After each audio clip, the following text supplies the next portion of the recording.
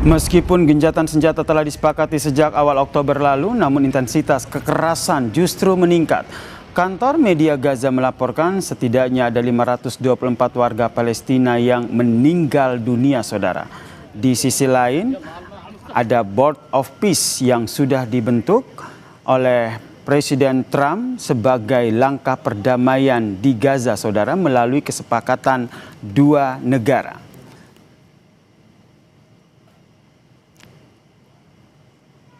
Board of Peace sendiri sudah ditandatangani juga oleh Presiden Prabowo Subianto yang menjadi salah satu anggota dari Dewan Keamanan yang dibentuk oleh Presiden Amerika Serikat Donald Trump ini, saudara.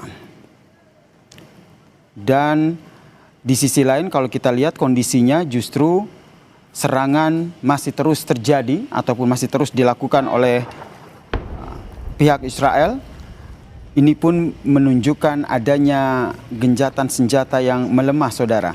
Dan kita sapa ataupun kita bahas bagaimana membaca peran dari Board of Peace dalam perdamaian Gaza, terutama bagaimana kontribusi Indonesia yang sudah masuk dalam Board of Peace ini. Kita bahas bersama dengan pengamat hubungan internasional Mas Teguh Rejasa. Selamat petang, Mas Rejasa. Selamat sore, salam Indonesia.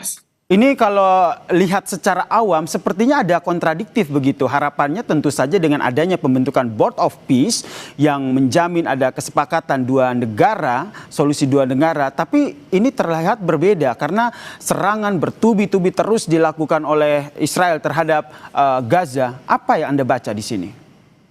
Saya perhatikan hingga saat ini mandat Board of Peace itu kan belum jelas, struktur kepemimpinannya belum jelas. Kita hanya tahu Donald Trump di puncak, tapi bagaimana mengimplementasi Board of Peace itu kan belum pasti.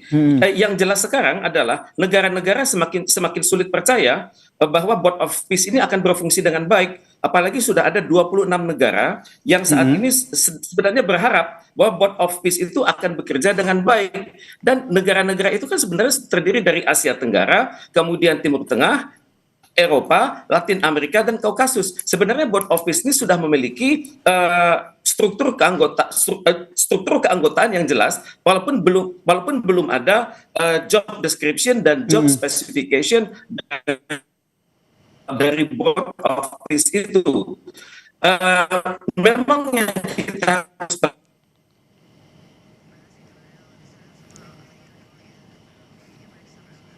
Mas Reza, oke, kami mencoba kembali memperbaiki hubungan dalam jaringan bersama dengan Mas Teguh Rejasa, pengamat hubungan internasional. Tadi sempat membahas sebenarnya Board of Peace sendiri, kata Mas Teguh Rejasa ini sebenarnya belum memiliki arah yang jelas begitu terkait dengan apa solusi ataupun upaya dalam perdamaian di Gaza begitu. Karena kalau kita lihat banyak pihak yang mempertanyakan pembentukan dari Board of Peace sendiri karena memang di dalam Board of Peace sendiri ini tidak ada keterlibatan dari Palestina sendiri. Kemudian ini pun menjadi sebuah kekhawatiran bahwa Israel yang masih bersekutu ataupun dekat dengan Amerika Serikat ini nampaknya tidak menggubris ataupun tidak akan mengambil pusing begitu dengan adanya pembentukan Board of Peace ini, saudara. Padahal sejatinya Board of Peace yang dibentuk oleh Donald Trump ini yang juga Indonesia masuk dalam salah satu anggotanya ini diharapkan bisa menjadi salah satu solusi untuk perdamaian di Gaza, saudara.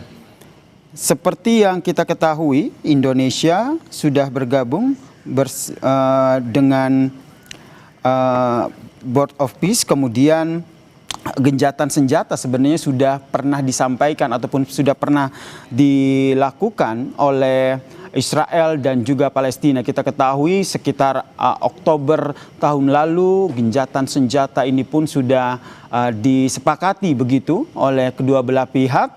Namun tak berselang lama serangan kembali dilakukan. Saya sapa kembali Mas Teguh Rejasa. Mas Rejasa. Selamat sore, salam Indonesia. Oke, Mas Rejasa, ini terlepas dari Board of Peace yang memang harapannya bisa menjadi salah satu media untuk perdamaian di Gaza, tapi kita mundur sedikit ke belakang, bagaimana sepertinya pihak dari Israel sendiri tidak menyepakati gencatan senjata yang akhir Oktober tahun lalu itu sudah disepakati. Apa yang Anda baca di sini? Memang ini persis seperti perkiraan masyarakat Timur Tengah ya, bahwa Israel itu sangat sulit dipercaya. Mereka itu kalau dalam kosa bahasa Arab itu adalah munafik ya.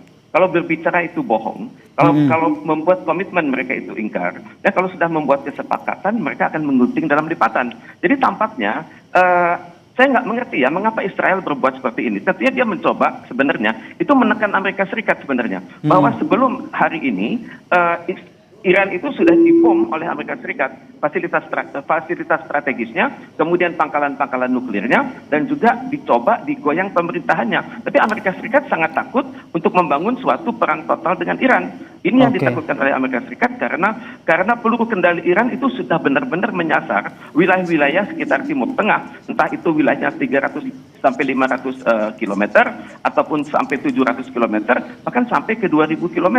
Jadi Amerika Serikat agak sungkan terlibat dalam suatu perang total. Apalagi negara-negara Timur Tengah menolak terlibat dan juga negara NATO menolak terlibat. Jadi Israel tampaknya gusar, karena itu Israel membuat suatu preemptive strike yang memaksa Amerika Serikat untuk segera bertindak. Baik, ini yang nanti kita masih pantau bersama, terutama langkah dari Indonesia sendiri yang sedari dulu terus menyuarakan perdamaian di Gaza, Palestina. Terima kasih pengamat hubungan internasional Mas Teguh Rejasa telah berbagi perspektifnya di Kompas Petang. Salam sehat.